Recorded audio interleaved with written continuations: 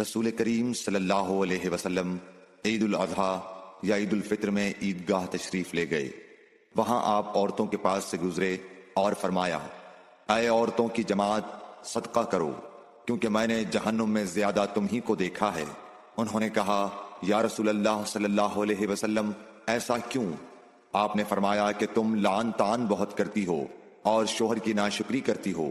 باوجود عقل اور دین میں ناقص ہونے کے میں نے تم سے زیادہ کسی کو بھی ایک عقل مند اور تجربہ کار آدمی کو دیوانہ بنا دینے والا نہیں دیکھا۔ عورتوں نے عرض کی کہ ہمارے دین اور ہماری عقل میں نقصان کیا ہے یا رسول اللہ؟